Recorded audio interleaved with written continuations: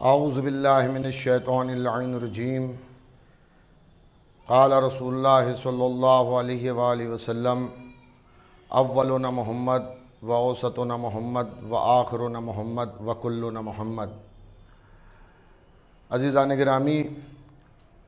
جیسا کہ آپ کے علم ہے کہ آخری ذیقات شہادت امام محمد تقی علیہ السلام کی تاریخ ہے۔ اسی مناسبت سے آپ کی خدمت میں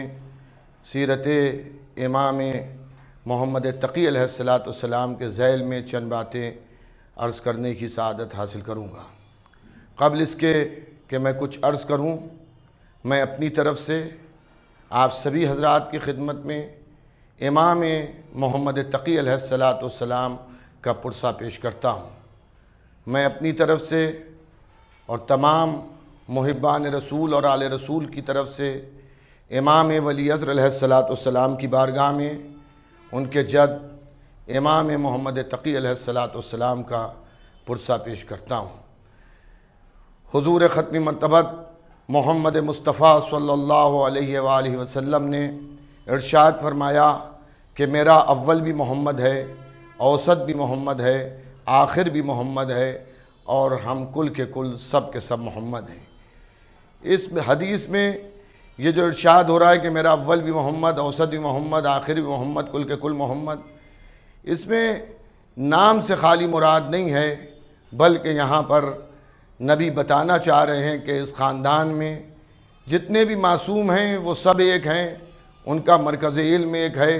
ان کی رفتار ایک ہے، ان کی گفتار ایک ہے، ان کے بولنے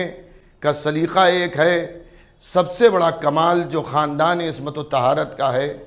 وہ یہ ہے کہ یہاں علم ایک ہے۔ اگر دادا برسر منبر دعوی سلونی کرتا ہے تو پوتا بھی آغوش مادر میں لیٹ کر لوح محفوظ کی تلاوت کرتا ہے۔ آج ہم امام محمد تقی علیہ السلام کی سیرت پاک پر گفتگو کر رہے ہیں۔ یہ ہمارے 9 امام ہیں، ان کا نام نامی محمد ہے۔ امام محمد تقی علیہ السلام جو ہمارے 9 امام ہیں، ان کے والد بھی امام ہیں، ان کے فرزند بھی امام ہیں۔ جیسا کہ آپ حضرات جانتے ہیں کہ 8ویں امام امام علی رضا علیہ السلام کے فرزند ہیں امام محمد تقی علیہ السلام۔ امام محمد تقی علیہ السلام کے فرزند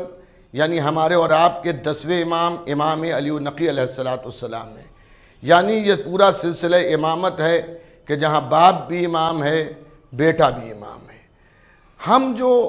امامت کے معاملات میں اماموں کو جو ہم معصوم مانتے ہیں اور ہم اللہ اور رسول کے بعد جو اماموں کو مانتے ہیں، تو یہ کوئی ہمارا بنایا ہوا نظریہ نہیں ہے، بلکہ ہم مطابق قرآن مانتے ہیں، مطابق حکم پیغمبر اسلام مانتے ہیں۔ ہم نے ائمہ معصومین کی سیرت میں وہ عمل دیکھا، وہ کردار دیکھا، وہ چیزیں دیکھی جو ایک جانشین رسول میں ہونا چاہیے۔ دوستوں اور عزیزوں، اگر ہم مسجد میں ایک پیش نماز بھی رکھتے ہیں تو ہم یہ چاہتے ہیں کہ وہ علم میں ہم سے بہتر ہو، وہ کردار میں ہم سے بہتر ہو، ہم سے زیادہ سوجھ بوجھ رکھنے والا ہو۔ تو جو رسول کے بعد رسول کی گدی پہ بیٹھے اور رسول کی جانشینی جسے ملے، وہ اگر ہمارا جیسا عام ہوگا تو پھر اسلام کی جو تعلیمات ہیں انہیں ہم تک وہ کیسے پہنچائے گا۔ اس لیے ضروری ہے کہ رسول کے بعد رسول کا جو جانشین بھی سامنے آئے، اس میں ہمیں یہ دیکھنا چاہیے ہے کہ وہ علمی اعتبار سے رسول کے علم سے اس کا علم مل رہا ہے یا نہیں مل رہا ہے۔ دوستو، ہم اگر ہماری قوت ادراک زیادہ ہے اور قوت ادراک کے ساتھ ساتھ ہم نے محنت کی ہے، تو ہم علم کے کسی درجے تک فائز ہو سکتے ہیں، لیکن ہم جتنے بھی محنتی ہوں، ہمارے ہاں ایسا نہیں ہے کہ آغوش مادر میں ہم ہوں تو ہم تفسیر قرآن کرنے لگیں اور قرآن کی آیات سنانے لگیں اور حدیث پیغمبر بیان کرنے لگیں، یا ان واقعات کا ہم ذکر کریں جو ہزاروں سال پہلے رونما ہونے والے تھے، یا ان واقعات کی پیشن گوئی کریں کہ جو ہزاروں سال بعد رونما ہونے والے ہیں۔ ہمارے امکان میں نہیں ہے، لیکن اللہ جنہیں ہادی بنا کر بھیجتا ہے، جنہیں رسول کا جانشین بنا کر بھیجتا ہے، اللہ جنہیں معصوم بنا کر بھیجتا ہے، اللہ جنہیں امام بنا کر بھیجتا ہے، اس میں یہ کمال ہوتا ہے کہ وہ ہزاروں سال پہلے کی باتیں بھی آغوش مادر میں ہمیں بتاتا ہے، اور ہزاروں سال بعد آنے والے حالات کا علم بھی اسے ہوتا ہے۔ جیسا کہ میں نے عرض کیا کہ امام محمد تقی علیہ السلام کہ جن کی شہادت آخری ذیقات کے اندر ہے، یعنی ذیقات جو مہینہ ذیقات کا ہے اس کی آخری تاریخ کو امام محمد تقی علیہ السلام کی شہادت ہے۔ ذیقات کے مہینے کو عام طور سے لوگ خالی کا مہینہ بھی کہتے ہیں، اب اللہ عالم بالصواب کہ یہ نام کہاں سے پڑا اس کا، لیکن آخر ذیقات یعنی ذیقات کی آخری تاریخ، تو 29 ذیقات کو امام محمد تقی علیہ السلام کی یوم شہادت منائی جاتی ہے، اور ساری دنیا میں محبان رسول و آل رسول جو ہیں وہ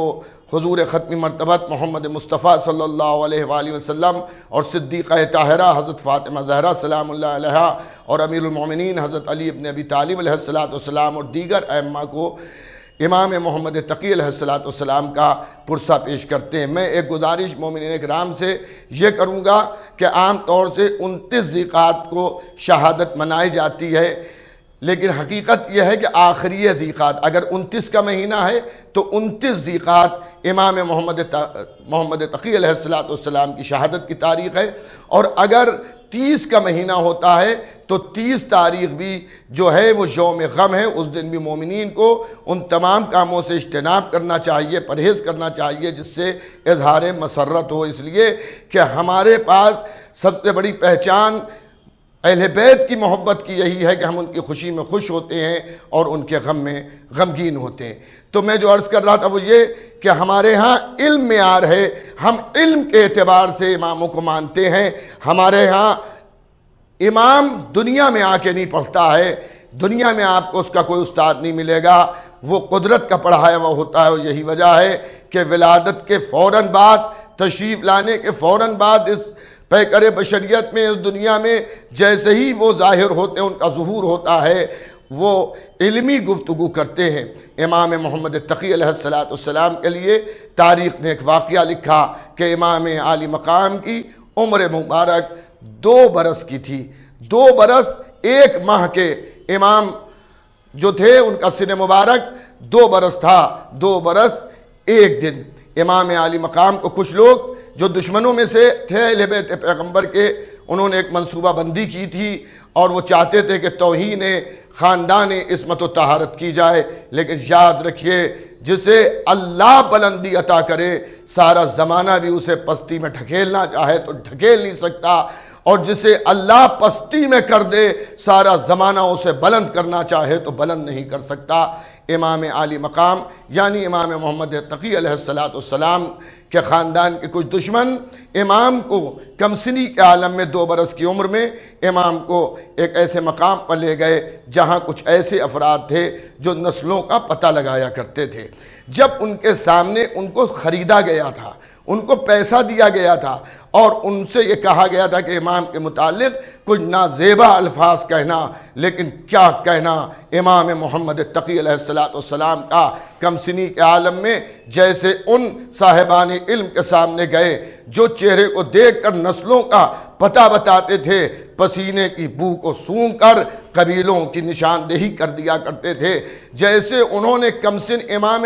محمد تقی علیہ السلام کو دیکھا۔ کمسن کا لفظ میں نے اس اعتبار سے عرض کیا کہ پیکر بشریت میں، ورنہ امام کمسن نہیں ہے۔ اللہ نے جب کچھ نہیں خلق کیا تھا اس وقت انوار محمد و آل محمد کو خلق کیا تھا، لیکن پیکر بشریت میں جیسا کہ ہم کہتے ہیں کہ امام محمد تقی علیہ السلام کی ولادت بسعادت کی تاریخ 10 رجب ہے 195 ہجری، تو میں اس اعتبار سے میں نے آپ کی خدمت میں عرض کیا کہ کم سنی کے عالم میں اس کم سنی شہزادے کو اب جو ان صاحبان علم نے جو اپنے علم کے ذریعے لوگوں کے خاندانوں کا پتہ لگاتے تھے، انہوں نے اب جو دیکھا تو عظمت امامت کے سامنے اب وہ بیٹھ نہ سکے بلکہ اپنی جگہ سے کھڑے ہو گئے اور لانے والوں پر تف کی اور ان کے اوپر نفرین کی اور ان کے اوپر لعنت کی کہ تم ایک ایسے شہزادے کو لے کے آئے ہو جو خاندانوں میں تمہارے خاندان سے بلند ہے، جو فضیلتوں میں تمہاری خاندان کی فضیلتوں سے بلند ہے، جو علم میں تمہارے علم سے بلند ہے، جس کی پاکیزگی نسل کیا ثبوت جو ہے وہ قرآن دے رہا ہے، جو پاک و پاکیزہ صلبوں اور رحموں میں رہ کر اس ظاہری دنیا میں تمہارے سامنے جس کا ظہور ہوا۔ عزیزان گرامی، جو توہین کی غرض سے امام محمد تقی علیہ السلام کو لے کے آئے تھے، وہ سب کے سب بھرے مجمع میں ذلیل ہوئے، اور اب اس کے بعد امام نے ایک مرتبہ 2 سال کی عمر ہے، اس کا لحاظ رہے کہ ہمارے بچے 2 سال کی عمر میں قاعدے سے بول نہیں پاتے ہیں، قاعدے سے کلام نہیں کر پاتے ہیں، لیکن وہاں امام عالی مقام 2 برس کے ہیں اور فصیح و بلیغ انداز میں گفتگو کر رہے ہیں اور ارشاد فرما رہے ہیں کہ تم میری نسل کا مقابلہ کرو گے، میں تمہارے رحموں اور صلبوں کے حالات کو جانتا ہوں، مجھے معلوم ہے کہ تمہاری نسلیں کس طرح کی ہیں، تمہارے کردار کس طرح کے ہیں۔ امام عالی مقام نے فصیح و بلیغ انداز میں ایسی گفتگو 2 برس کے سن میں کی کہ وہ عرب جو کلام اشعار کے ذریعے شروع کیا کرتے تھے ان کی زبانوں کے اوپر تالے لگ گئے، اور تقریر میں بہت کچھ امام عالی مقام نے ارشاد فرمایا جو اس وقت میرے موضوع میں نہیں ہے، اس لیے میں اس وقت نہیں عرض کروں گا، انشاءاللہ کسی موقع پر آپ کی خدمت میں کہیں عرض کر دیا جائے گا۔ امام علیہ السلام ارشاد فرما رہے ہیں، مجمع خاموش ہے۔ ایک مرتبہ امام عالی مقام نے یعنی ہمارے اور آپ کے نوے امام امام محمد تقی علیہ السلام نے اپنا ہاتھ اپنے دہن مبارک پر رکھا اور رکھنے کے بعد کہا، اے محمد تقی خاموش ہو جا اور صبر کر لے اور اپنے اجداد کی سیرت کے اوپر عمل کر، جس طرح سے تیرے اجداد نے صبر کیا اسی طرح سے تو بھی صبر کر لے۔ عزیزان گرامی، امام محمد تقی علیہ السلام نے صبر کیا اور اپنی تقریر کو یہیں پر تمام کر دیا۔ اب آپ ذرا غور کیجئے، ملاحظہ فرمائیے کہ امام عالی مقام علیہ السلام کا سن مبارک جو ہے، سن مبارک 2 برس کا ہے، لیکن اس 2 برس کے عمر میں، اس 2 برس کی کم سنی کے عالم میں امام عالی مقام کی اس تقریر کو آج جب ادبا پڑھتے ہیں تو یہ کہہ اٹھتے ہیں کہ اتنا فصیح کلام، اتنا بلیغ کلام، اتنا بہترین کلام کسی مدرسے کا فارغ بھی پوری عمر محنت کر کے بھی اس طرح کی تقریر نہیں کر سکتا کہ جس طرح کے جملوں کو استعمال امام محمد تقی علیہ السلام نے کیا۔ تو یہاں امامت میں ایسا نہیں ہے کہ جب سن آئے گا تو علم آئے گا، یہاں علم وقت ولادت سے پہلے ہی اللہ نے عالم نور میں اپنے علم ذاتی سے انہیں وہ علم عطا کیا کہ جہاں جہل کا تصور ہی نہیں ہے۔ امام محمد تقی علیہ السلام کی کم سنی ہے۔ امام عالی مقام علیہ السلام کے لیے تاریخ نے ایک واقعہ بہت اہم علمی لکھا، اور وہ یہ لکھا کہ ایک شخص ہے قاسم نام کا، قاسم ابن عبد الرحمن، یہ جو ہے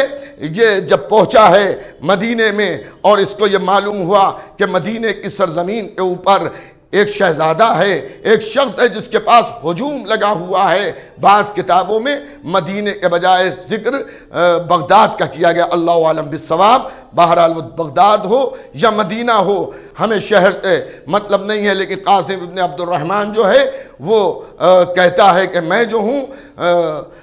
جب اس شہر پہنچا جہاں امام تشریف فرما تھے تو میں نے دیکھا ایک ہجوم لگا ہوا ہے۔ میں نے بھی کوشش کی کہ میں بھی ملوں، دیکھوں یہ کون شخص ہے کہ جس کی امامت کے اوپر اس طرح کا اجماع ہے، لوگ اس طرح سے جمع ہیں۔ لیکن میں سوچ ہی رہا تھا کہ اتنی دیر میں نے ایک سواری کو آتے دیکھا اور اس سواری کے اوپر ایک شخص کو سوار پایا جب میں نے اس شخص کے متعلق دریافت کیا تو لوگوں نے بتایا یہی ہیں امام محمد تقی علیہ السلام، شیعوں کے 9 امام۔ وہ شخص کہتا ہے کہ میں نے اب جو ان کی صغیر سنی کو دیکھا، کم سنی کو دیکھا تو میں ہنسا اور میں نے کہا ان شیعوں کو بھی کیا ہو گیا ہے، ان کے ماننے والوں کو کیا ہو گیا ہے کہ ایک بچے سے محبت بھی کرتے ہیں اور اسے اپنا امام بھی مانتے ہیں۔ میں یہ سوچ ہی رہا تھا کہ اتنی دیر میں ان کی سواری میرے سامنے آ گئی اور میرا نام میری ولدیت کے ساتھ لے کر کہا کہ تجھے میری امامت پر شک ہے، یاد رکھ جو میری امامت پر شک کرے گا وہ واصل جہنم ہوگا، اس کا ٹھکانہ جہنم ہے۔ یہ شخص کہتا ہے کہ میں نے جیسے یہ جملے سنے تو میں یہ سوچنے لگا کہ یہ لگتا ہے جادوگر بھی ہے کہ جس نے اپنے جادو کے ذریعے یہ سمجھ لیا کہ میں کیا سوچ رہا ہوں۔ فوراً امام محمد تقی علیہ السلام نے میری سوچ کو پڑھا اور مجھ سے یہ کہا کہ تو یہ سوچتا ہے کہ میں جادوگر ہوں؟ امامت جادوگر نہیں ہوتی ہے، جادوگر اور ہوتے ہوں گے، امامت صاحب معجزہ ہوتی ہے۔ آپ بھی تعجب نہ کیجئے گا، موسیٰ کو دیکھ کر بھی لوگ جادو سمجھ رہے تھے، لیکن قرآن اسے جادو نہیں بلکہ معجزہ کہہ رہا ہے۔ امام جادو نہیں دکھاتے، امام معجزات دکھاتے ہیں۔ امام محمد تقی کے جب ان جملوں کو شخص نے سنا، کہتا ہے کہ میرے دل میں ولایت آل محمد کا چراغ روشن ہو گیا اور میں فوراً امام محمد تقی علیہ السلام کے ہاتھوں کا بوسہ دے کر میں نے ان کے ہاتھوں پر بیعت کر لی اور ان کی امامت کو میں نے مان لیا۔ عزیزان گرامی، میں نے جیسا کہ عرض کیا ہمارے یہاں علم کی بنیاد پر مانا جاتا ہے، کردار کی بنیاد پر مانا جاتا ہے، سیرت پیغمبر کی بنیاد پر ہم مانتے ہیں۔ جس کو علم قرآن ایسا ہو کہ قرآن کی ہر آیت کی تفسیر وہ بیان کر دے، ہم اسے امام معصوم مانتے ہیں۔ عزیزان گرامی، ہمارے ہاں امامت جو ہے وہ ہم یوں ہی نہیں مان لیتے امام کو، ہمارے ہاں امامت کے لیے علم شرط ہے، علم بھی الہی علم، قدرت کا پڑھایا ہوا امام ہوتا ہے، دنیا کا پڑھایا ہوا امام نہیں ہوتا۔ امام دنیا میں پڑھنے کے لیے نہیں آتا ہے بلکہ دنیا کو پڑھانے کے لیے آتا ہے۔ عزیزان گرامی، تاریخ نے امام محمد تقی علیہ السلام کی جو حالات زندگی لکھی ہے اس کے اندر آپ کو بہت سے ایسے واقعات نظر آئیں گے کہ جہاں ضرورت انسان جب امام کی خدمت میں آ کے پیش کرنا چاہتا ہے تو پیش کرتا بھی نہیں، امام اس کی حاجت کو پورا کر دیتے ہیں۔ آنے والا فقہی مسائل دریافت کرنے کے لیے آ رہا ہے لیکن امام کو اس کی ضرورت نہیں ہے کہ وہ اپنے مسئلے کو بیان کرے تب امام عالی مقام اس کے سوال کا جواب دیں، بلکہ عالم یہ تاریخ نے لکھا کہ ایک مجمع ہے، ایک گروہ ہے، ایک بھیڑ ہے جو امام علی مقام علیہ السلام سے فقہی سوالات کرنے کے لیے جمع ہوئی ہے۔ لیکن امام کا عالم یہ ہے کہ جو بھی سوال کرنے کے لیے کھڑا ہوتا ہے قبل اس کے کہ وہ سوال کرے امام اس کے سوال کا جواب دے دیتے ہیں۔ ایک شخص کھڑا ہوا چاہتا ہے کہ امام کی خدمت میں اپنا سوال پیش کرے، امام عالی مقام نے اسے جواب دے دیا کہ تیرے اوپر پوری نماز ہے تو پوری نماز ادا کر۔ دوسرا شخص کھڑا ہوا چاہتا ہے کہ ہم اپنا سوال پیش کریں لیکن ابھی سوال اپنی زبان پر لا نہ پایا تھا کہ امام نے ارشاد فرمایا کہ اگر کوئی نہ ملے تو اسے دریا کے حوالے کر دینا۔ عزیزان گرامی، کہنے والا کہتا ہے خدائے محمد کی قسم ہمیں تعجب ہو گیا کہ امام سے ہم نے اپنا سوال فقہی سوال بیان بھی نہ کیا لیکن امام محمد تقی علیہ السلام نے اپنے علم کے ذریعے ہمارے سوال کو بھی پڑھ لیا اور اس کا جواب بھی ہمیں عطا کر دیا۔ ہاں، یہ جو شخص پہلا کھڑا ہوا تھا جس کے لیے امام نے ارشاد فرمایا کہ تو قصر نہیں پوری نماز پڑھ لے۔ عزیزان گرامی، یہ کہتا ہے کہ میں کشتی چلایا کرتا تھا، ایک جگہ سے دوسری جگہ، ایک شہر سے دوسرے شہر، ایک ملک سے دوسرے ملک میں مسافروں کے لے کے جایا کرتا تھا تو میری سمجھ میں نہیں آتا تھا کہ میں نماز قصر پڑھوں یا کیا کروں۔ امام نے بتایا کہ تیرا کاروبار کیونکہ سفر ہے اس لیے تیرے اوپر نماز قصر نہیں ہوگی، تجھے پوری نماز پڑھنا ہوگی۔ دوسرا شخص جو کھڑا ہوا تھا اس کا مسئلہ یہ تھا کہ وہ امام سے یہ پوچھنا پوچھنا چاہ رہا تھا کہ اگر زکوٰۃ کا مال ہو، زکوٰۃ جیسا کہ آپ جانتے ہیں جن چیزوں پہ زکوٰۃ نکالی جاتی ہے اس میں اناج بھی ہے، عزیزان گرامی وہ یہ پوچھنا چاہتا تھا امام عالی مقام علیہ السلام سے کہ اگر مستحق زکوٰۃ نہ ملے کہ جسے زکوٰۃ دی جا سکتی ہو تو ایسی صورت میں اس زکوٰۃ کو ہم کیا کریں؟ امام نے کیا ارشاد فرمایا؟ امام نے ارشاد فرمایا کہ اگر ایسے حالات میں جہاں کوئی مستحق تجھے نہیں مل رہا ہے یا تو کسی مستحق تک مال زکوٰۃ نہیں پہنچا سکتا ہے تو اس زکوٰۃ کو، مال زکوٰۃ کو پانی کے حوالے کر دے، وہ مستحق تک پہنچ جائے گی۔ عزیزان گرامی، برادران ایمانی، اب یہ مصلحت امام تھی، جو بھی مصلحت امام تھی اس وقت اسے امام ہی بہتر جانتے ہیں، اس کو ہم اور آپ نہیں سمجھ سکتے ہیں۔ بہرحال اس دور میں جہاں کے اوپر امام علیہ السلام پردہ غیب میں ہیں، ایسے ماحول میں امام عالی مقام نے، ائمہ معصومین علیہ السلام نے ہمیں یہ تعلیم دی ہے کہ تم علماء سے، جو علماء حق ہیں، جو اہل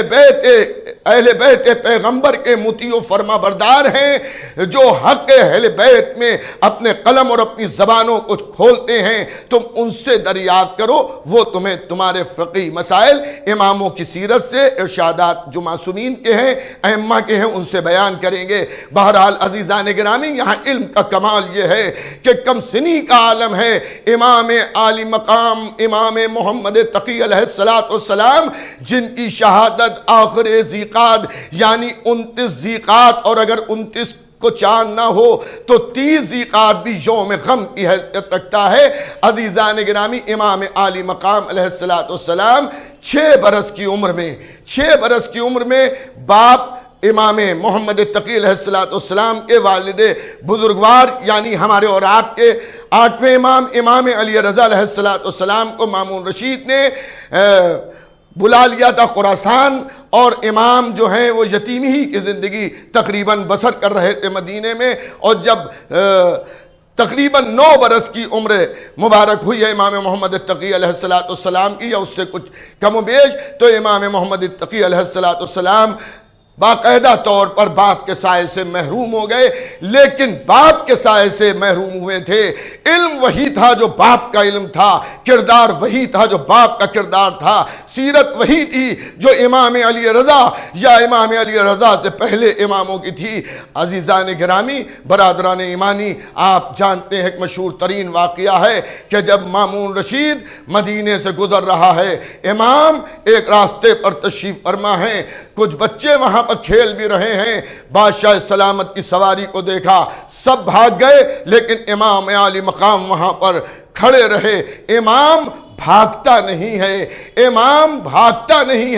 امام ہادی ہے، اگر ہادی ہی اپنی پیٹھ دکھا دے تو بھی ہدایت کیسے کرے گا؟ عزیزان گرامی، مامون رشید نے آ کے پوچھا، سارے بچے بھاگ گئے، آپ یہاں سے کیوں نہیں گئے؟ امام نے ارشاد فرمایا، راستہ تک نہیں تھا کہ اگر میں نہ ہٹتا، میں اگر کھڑا رہتا تو تو نکل نہ پاتا، راستہ بہت ہے، تو جا سکتا ہے، اور بھاگنے کا سوال کیا، مجھے تجھ سے کوئی خوف نہیں ہے۔ 9 برس کی عمر ہے امام محمد تقی علیہ السلام کی، اس 9 برس کی عمر میں امام محمد تقی علیہ السلام اس طرح ارشاد فرما رہے ہیں۔ مامون رشید آگے بڑھ گیا، شکار کیا، واپس جب آیا ہے تو اس کا باز اپنے پنجے میں ایک مچھلی دبا کے لایا تھا، اس نے اپنے مٹھی میں اس مچھلی کو پکڑا اور امام محمد تقی علیہ السلام کی بارگاہ میں حاضر ہوا، اور حاضر ہو کے کہتا ہے، یہ بتائیے، کیا آپ یہ بتا سکتے ہیں میری مٹھی میں کیا ہے؟ امام محمد تقی علیہ السلام نے ارشاد فرمایا، ہاں، بادشاہ نے وقت شکار کی غرض سے اپنے گھروں سے باہر نکلتے ہیں، صحرا میں جب اپنے باز کو چھوڑتے ہیں، وہ فضاؤں میں پرواز کرتا ہوا جاتا ہے، اور اس کے بعد جب واپس آتا ہے تو اس کے پنجے میں ایک مچھلی ہوتی ہے، اور وہ مچھلی بادشاہ جو ہے اپنے ہاتھ میں رکھ کر امامت سے سوال کرتا ہے، خاندان عصمت و طہارت سے پوچھتا ہے کہ میرے ہاتھ میں کیا ہے؟ تیرے ہاتھ میں مچھلی ہے۔ مامون رشید نے اب جو یہ اپنے سوال کا جواب سنا، سواری سے کود پڑا، گود میں اٹھا لیا، رخسار کے بوسے دیے اور کہا، ذرا اپنا تعارف تو کرائیے۔ ارشاد فرمایا، میں محمد ہوں، علی کا بیٹا، میں علی رضا کا فرزند ہوں، مامون کہتا ہے میں کیا خوب پہچان گیا کہ آپ کا علم آپ کے بابا کے علم سے مل رہا ہے، آپ کی رفتار آپ کے بابا کی رفتار سے مل رہی ہے، آپ کی گفتار آپ کے بابا کی گفتار سے مل رہی ہے۔ عزیزان گرامی، اس نے یہ خواہش ظاہر کی کہ امام اس کے ساتھ بغداد کی طرف تشریف لے جائیں۔ بہرحال مصلحت امام تھی اور مشیت پروردگار یہ تھی کہ مامون رشید کے ساتھ امام تشریف لے گئے، اور جب امام تشریف لے گئے تو اس کی ایک بیٹی ہے مامون رشید کی، ام الفضل، خدا اس پر لعنت کرے، وہ ام الفضل کے ساتھ امام عالی مقام کا عقد کرنا چاہتا ہے۔ اور جب اس نے دربار میں جا کر اس نظریے کو عام کیا کہ میں محمد تقی کا عقد جو ہے وہ اپنی بیٹی ام الفضل کے ساتھ کرنا چاہتا ہوں، تو جتنے بھی بنی عباس علماء تھے وہاں کے اوپر دولت مند بیٹھے ہوئے تھے اور افراد بنی عباس تھے، ان سب نے مامون رشید کی مخالفت کی اور یہ کہا کیا تم پھر علوی گھرانے میں حکومت کو واپس کر دو گے؟ عزیزان گرامی، مامون کہتا ہے نہیں، ایسا نہیں ہے۔ تو لوگوں نے مامون رشید کو سمجھانے کے لیے یہ کہا کہ ٹھیک ہے، اگر تم ان کا عقد اپنی بیٹی کے ساتھ کر نہیں چاہتے ہو تو ابھی تو یہ کم سن ہیں، ابھی ان کا سن مبارکی کتنا ہے، ابھی تو یہ 9 برس کے ہیں، 9 برس کے سن میں ان کے پاس علم کہاں سے ہوگا؟ تم استاد بلاؤ اور استاد کے سامنے ان کو بٹھا لو، یہ علم حاصل کریں، جب یہ علم حاصل کر لیں تو تم اپنی بیٹی کا عقد ان کے ساتھ کرنا۔ مامون رشید ملعون مسکرایا اور مسکرا کے کہتا ہے تم یہ سمجھتے ہو کہ دنیا والے ان کو پڑھائیں گے؟ یہ دنیا کو پڑھانے کے لیے آئے ہیں، دنیا والے ان کو نہیں پڑھا سکتے ہیں، یہ علی رضا غریب کے فرزند ہیں، یہ امام معصوم ہیں، انہیں کون پڑھا سکتا ہے؟ عزیزان گرامی، مامون رشید کہتا ہے اگر تمہیں ان کے علم کا امتحان لینا ہے کہ یہ عالم ہیں یا جاہل ہیں، یہ تمہیں پڑھانے کے لیے آئے ہیں، تم ان کو پڑھاؤ گے تو تم اپنے زمانے کے بزرگ ترین علماء کو جمع کرو، بزرگ ترین علماء جمع ہوں اور جمع ہو کر ان کا امتحان لیں، عالم یہ ہیں یا تم جنہیں عالم سمجھتے ہو وہ عالم ہیں۔ تقریباً 900 صاحبان علم، مامون رشید کے دور کے 900 عالم جو اپنے علم میں کمال رکھتے تھے ان کو جمع کیا گیا، اور ان 900 اور بعض روایتوں میں ہے 9000 عالم، بہرحال 900 ہوں یا 9000 ہوں یا 9 لاکھ ہوں یا ساری دنیا کے عالم ہوں، جب امامت کے سامنے آئیں گے تو سب کا رنگ پھیکا پڑ جائے گا، کیونکہ امام راسخون فی العلم ہے، امام علم میں پیرے ہوئے ہیں، علم میں ڈوبے ہوئے نہیں ہیں، جدھر چلے جائیں وہی علم بن جائے۔ امام عالی مقام امام محمد تقی علیہ السلام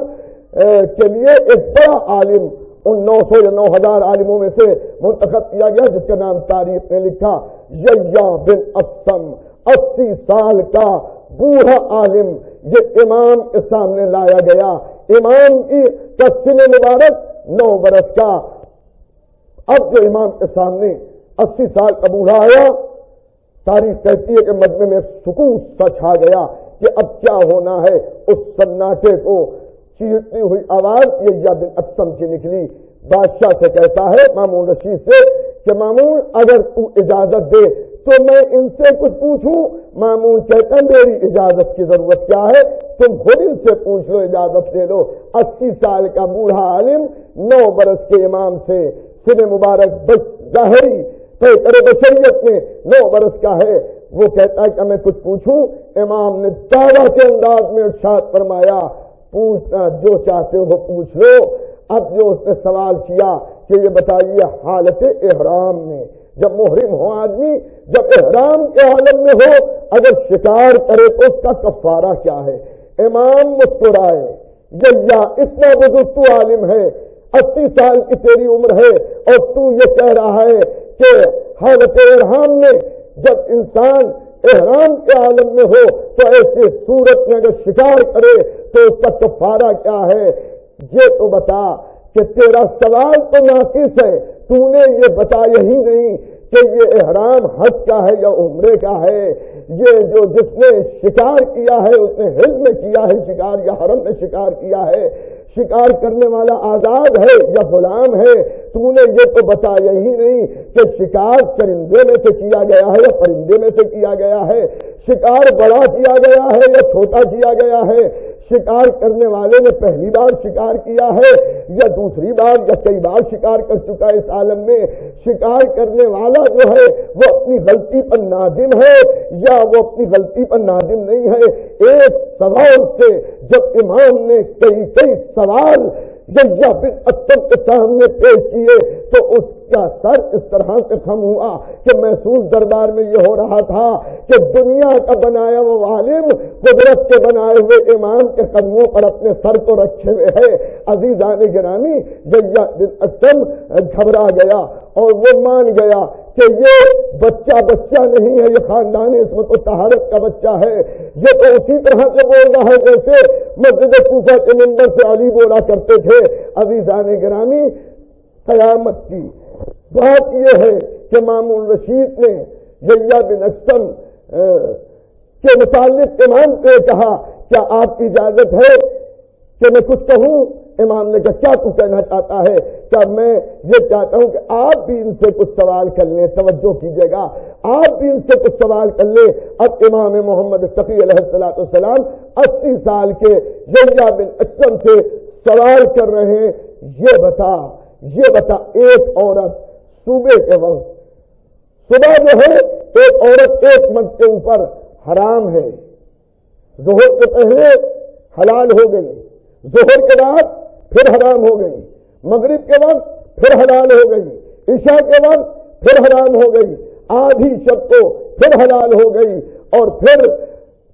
فجر سے پہلے پھر حرام ہو گئی اور طلوع آفتاب کے وقت یعنی صبح کے وقت وہ پھر حلال ہو گئی۔ مرد ایک ہی ہے، عورت ایک ہی ہے، 24 گھنٹے میں اتنی مرتبہ ایک ہی مرد پر ایک عورت حلال ہوئی، حرام ہوئی، حلال ہوئی، حرام ہوئی، حلال ہوئی، حرام ہوئی، وہ کون عورت ہو سکتی ہے؟ عزیزان گرامی، اب یحییٰ بن اکثم نے اپنی شکست کا اعلان کرتے ہوئے 80 سال کے بوڑھے نے اپنے ہاتھوں کو جوڑا اور جوڑ کے کہا فرزند رسول آپ ہی جواب دے دیجئے کہ وہ عورت کون ہو سکتی ہے۔ عزیزان گرامی، امام نے اس کا تفصیلی جواب دیا۔ امام نے فرمایا کہ صبح کے وقت جو عورت حرام تھی وہ کسی کی کنیز تھی، اس کو دیکھنا حرام تھا، لیکن جب آفتاب طلوع ہوا تو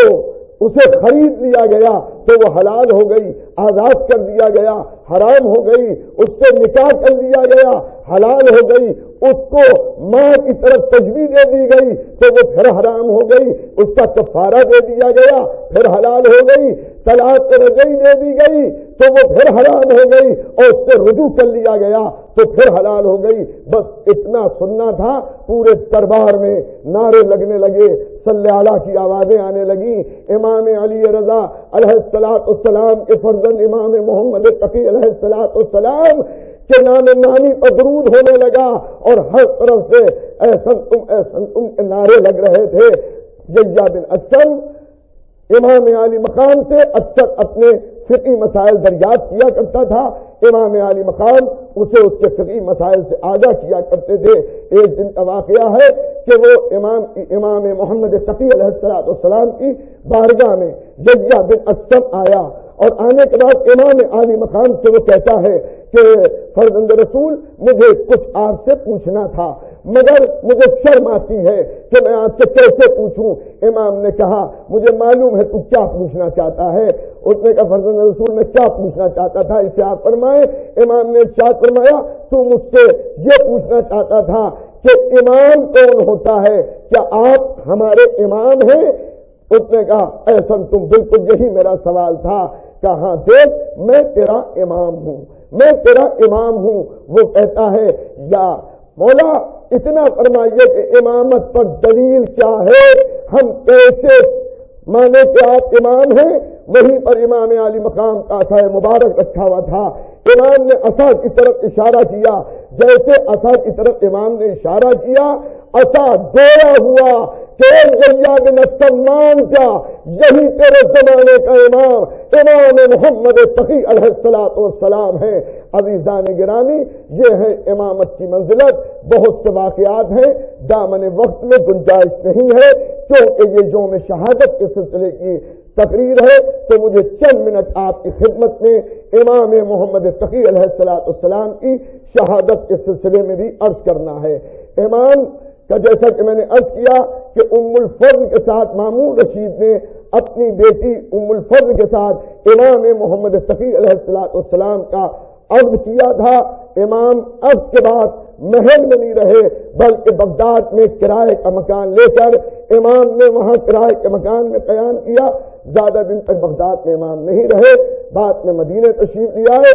اور لوگ یہ سمجھ رہے تھے کہ بادشاہ کے داماد ہیں تو اب دولت کا اثر اور دولت کا رنگ ان کے اوپر بھی آئے گا، لیکن امام اپنے اجداد کی سیرت پر چلتے رہے۔ غربا، فقراء، مساکین، یتامہ کے ساتھ بیٹھتے تھے، خود بھوکے رہتے تھے، دوسروں کے پیٹ کو پالتے تھے۔ دوستوں اور عزیزوں، ام الفضل چونکہ وہ مامون کی لڑکی تھی اور بنی عباس اسے اونچا کیا کرتے تھے اور اس کے دل میں خاندان اہل بیت رسول سے عداوت تھی، تو برابر اس کوشش میں رہتی تھی کہ وہ امام عالی مقام کی شکایت کرے، تہمت ان پر لگائے، الزام لگائے اور اس کے بعد اس کا باپ قتل کر دے مامون رشید۔ دوستوں عزیزوں، یہ بھی آپ کو تعجب ہوگا کہ ہمارے بڑے عالم نے بڑا عجیب و غریب ایک واقعہ لکھا ہے۔ مقدس اردبیلی حدیقۃ الشیعہ میں تحریر فرماتے ہیں کہ ایک روز ملونہ نے اپنے باپ مامون رشید سے امام کی شکایت کی اور وہ تہمت تھی، وہ الزام تھا، اس کی کوئی بنیاد نہیں تھی اور وہ نشے کے عالم میں تھا۔ تلوار لے کے آیا اور امام کو ان کے بستر کے اوپر تلواروں سے قتل کر دیا۔ جب نشہ اترا اور صبح ہوئی تو غلام نے اس سے کہا کہ رات میں تو نے اپنے داماد کو یعنی امام محمد تقی علیہ السلام کو بے جرم و خطا ان کے بستر پر ٹکڑے ٹکڑے کر دیا۔ وہ گھبرا گیا، اس نے فوراً کہا جا کے دیکھو ان کے گھر میں کیا ہو رہا ہے۔ جب وہ آیا اور آ کے اس نے دیکھا غلام نے، تو غلام نے یہ دیکھا کہ امام محمد تقی علیہ السلام وضو فرما رہے ہیں، وضو کر رہے ہیں۔ اب جو وضو کرتے دیکھا بڑا تعجب ہوا، وہ گیا اور جانے کے بعد اس نے کہا کہ خدائے محمد کی قسم، میں نے تمہیں قتل کرتے دیکھا تھا، ان کے بستر اور ان کے جسم کے ٹکڑے میں نے دیکھے تھے، لیکن اس وقت میں جب گیا تو میں نے انہیں وضو کرتے دیکھا۔ ہمارے علماء کا اتفاق اس پر ہے کہ امام محمد تقی علیہ السلام کو اس موقع پر مامون رشید نے اپنی تلوار سے قتل ضرور کیا تھا، لیکن اللہ نے امام محمد تقی کو قتل ہونے نہیں دیا۔ کیوں نہیں ہونے دیا؟ اس کا سبب یہ تھا کہ اس وقت تک امام علی النقی علیہ السلام کی ولادت نہیں ہوئی تھی۔ تو یہ کیسے ممکن ہے کہ امامت سے دنیا خالی ہو جائے اور امام موجود نہ ہو، ایک امام چلا جائے اور دوسرا امام ہونا؟ اسی لیے حدیث میں ہے کہ اگر ایک دن کے لیے بھی دنیا باقی رہے گی یا ایک لمحے کے لیے بھی دنیا باقی رہے گی، اس وقت بھی امام ہوگا۔ امام سے کبھی بھی دنیا خالی ہونے والی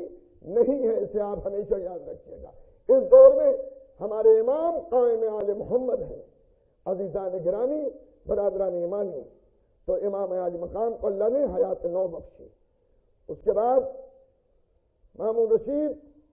فنار ہوا۔ مامون رشید کے بعد اس کا بھائی معتصم باللہ، اس نے حکومت کو سنبھالا۔ یہ پہلے ہی سے امام محمد تقی علیہ السلام کا دعوت رکھتا تھا۔ ام الفضل نے اپنے چچا معتصم باللہ کو خطوط لکھے اور امام عالی مقام علیہ السلام پر بہتان باندھے۔ عزیزان گرامی، ام الفضل نے ہمارے اور آپ کے نوے امام محمد تقی کو زہر دیا۔ زہر سے امام محمد تقی علیہ السلام کی شہادت واقع ہوئی۔ ملونہ نے امام عالی مقام کو زہر کس طرح سے دیا، اس کے لیے ہمارے علماء نے جو واقعات لکھے ہیں اس میں یہ لکھا ہے کہ امام عالی مقام کو پانی کے ذریعے زہر دیا گیا یا انگوروں کے ذریعے زہر دیا گیا، اور بعض روایات میں یہ ہے کہ جس طرح سے امام علی رضا کو زہر دیا گیا، جس طرح سے مامون رشید نے امام علی رضا علیہ السلام کو زہر دیا تھا، اسی طرح سے مامون کی بیٹی جودار نے جو ہے، مامون کی بیٹی ام الفضل نے مامون کی بیٹی ام الفضل نے امام عالی مقام کو زہر دیا، اور زہر اس طرح سے اثر کیا کہ امام پوری رات پانی مانگتے رہے۔ ام الفضل کو امام نے بددعا بھی دی تھی۔ امام عالی مقام نے ارشاد فرمایا تھا، ام الفضل تو نے مجھے زہر دیا ہے، مستقبل تیرا بخیر نہ ہوگا۔ ام الفضل شہادت امام محمد تقی علیہ السلام کے بعد پاگل ہو گئی، اور پاگل جب یہ ہو گئی تو جو کچھ ظلم اس نے امام محمد تقی علیہ السلام پر کیے تھے انہیں یہ بیان کیا کرتی تھی، اور یہ کہتی تھی کہ جب میں نے زہر امام محمد تقی کو دیا ہے، امام محمد تقی علیہ السلام پر جب زہر کا اثر ہوا ہے تو پوری رات امام محمد تقی مجھ سے پانی مانگتے رہے۔ جودہ کہتی ہے کہ امام محمد تقی مجھ سے پانی مانگتے رہے، لیکن میں نے امام محمد تقی کو پانی نہ دیا۔ پوری رات پیاس کے عالم میں محمد تقی تڑپتے رہے۔ جودہ کہتی ہے میں نے انہیں پانی نہ دیا، اور اسی پیاس کے عالم میں امام محمد تقی علیہ السلام اس دنیا سے رخصت ہو گئے۔ میں کہوں گا اے امام محمد تقی علیہ السلام، آج کا دن آپ کی شہادت کا دن ہے۔ اے مولا، آپ کو زہر دیا گیا، جب آپ سے پانی مانگا تو آپ کو پانی نہیں دیا گیا، مگر ایک رات کی پیاس ہے آپ کی۔ اے امام محمد تقی علیہ السلام، ذرا کربلا میں آ کے دیکھیے، ارے 6 مہینے کے بچے کے لیے حسین سوال آپ کر رہے ہیں، مگر پانی کے بدلے 3 بھال کا تیر آ رہا ہے۔ ارے حسین 3 دن سے زیادہ کے بھوکے، 3 دن سے زیادہ کے پیاسے مقتل کربلا میں دوڑ رہے ہیں۔ ارے حسین کی پیاس دعا بن گئی، حسین کی زبان چٹک گئی، ارے کلیجہ شک ہو گیا۔ ہاں ارباب رضا، امام محمد تقی علیہ السلام کو جب زہر دیا گیا، ہمارا 10واں امام امام علی النقی علیہ السلام باعجاز تشریف لائے، آ کے اپنے بابا سے وصیتوں کو سنا، اور وصیتیں سننے کے بعد اپنے بابا کے غسل و کفن کا انتظام کیا۔ ارے امام محمد تقی کا جنازہ اٹھایا گیا کاظمین شریفین کی سرزمین پر، جہاں دادا امام موسی کاظم کی قبر تھی، ارے اسی کے پہلو میں امام محمد تقی کی قبر بنا دی گئی۔ میں کہوں گا اے امام النقی علیہ السلام، ارے جب آپ اپنے بابا کے لاشے کو اٹھانے کے لیے آئے ہیں، غسل کو دینے کے لیے آئے ہیں، کفن پہنانے آئے ہیں، تو آپ کے بابا کے لاشے پر گھوڑوں کی ٹانپوں میں نشان تو نہیں تھے؟ ہائے کربلا، ہائے بے کس حسین، 3 دن کا بھوکا پیاسا زمین کربلا پر پڑا ہے، ادھر کے گھوڑے ادھر جا رہے ہیں، زینب فریاد کر رہی ہے، فاطمہ کے رونے کی آواز آ رہی ہے، پیاسے کا جسم کربلا کی ریگستان میں پامال ہو رہا ہے۔ واہ حسینہ، واہ محمدہ،